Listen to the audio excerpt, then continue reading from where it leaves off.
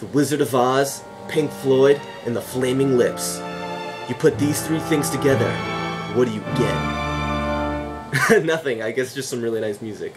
Sorry for all the drama. I'm Willie Simpson, welcome to my room in Brooklyn, New York, and today I have a special video-audio montage I put together when the Flaming Lips appeared on KCRW in 1999. Performing songs from The Wizard of Oz and Pink Floyd. Now I think most people know that when you mix Dark Side of the Moon with the Wizard of Oz movie, you get some awesome combination where the music syncs up perfectly with the action.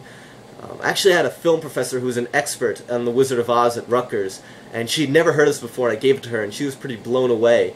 It's just weird that she was an expert on this movie and never heard of this. I think most people know about this thing, but the Flaming Lips certainly do.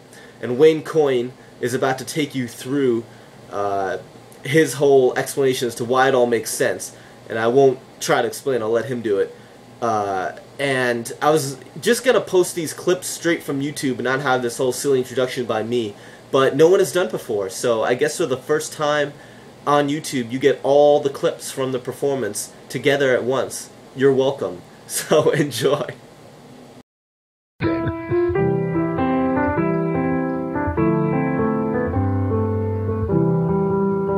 And the way I think that they're connected, you know, is the guy starts out wishing he only had a brain. I mean, in the movie, he's a scarecrow and he doesn't have a brain. But in real life, when people say they wish they had a brain, they wish that they were actually smart and had some insight. So the way I've tied them together is, it always sounds better if I talk over it. Then it feels like I will eventually stop and sing. Yeah, but I was done with my round. I was waiting for you to start. Okay. So we didn't know if this was going to work, so. So he wants to get a brain, okay? And then the way I have it worked out is he gets the brain, and that's where we segue into the Pink Floyd, which is just the death and the dark and the insanity. And because that's really what happens when you acquire a brain, is that you don't actually get very happy, you actually get more miserable. But at the end of all this misery is some sort of insight, or maybe something that's kind of enlightening or something. And that's when we'll end with Somewhere Over the Rainbow. So it ends on an optimistic note. So right before lunchtime, we don't want to bum you out, right? I could while away the hours conversing with the flowers, consulting with the rain.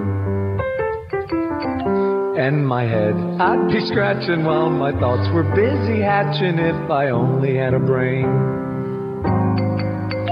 I'd unravel every riddle for any individual in trouble or in pain. With the thoughts you'd be thinking, you could be Dr. Lincoln if you only had a brain. Oh, I could tell you why the ocean's near the shore. I could think of things I never thought before, and then I'd sit and think some more. I would not be just a nothing, my head all full of stuffing, my heart all full of pain.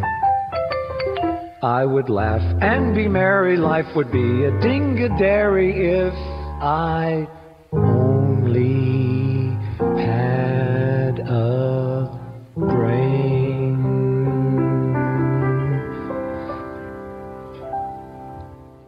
See, that's what he thinks. He thinks that if he had a brain, that it would all be happiness and bliss, and understanding would bring him goodness. But being more of a realist about it, what actually happens is he goes insane.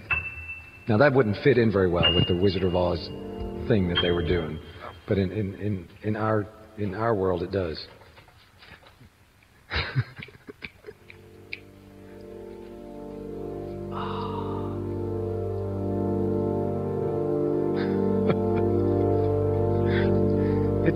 It already sounds depressing, doesn't it? Yeah, I don't like that.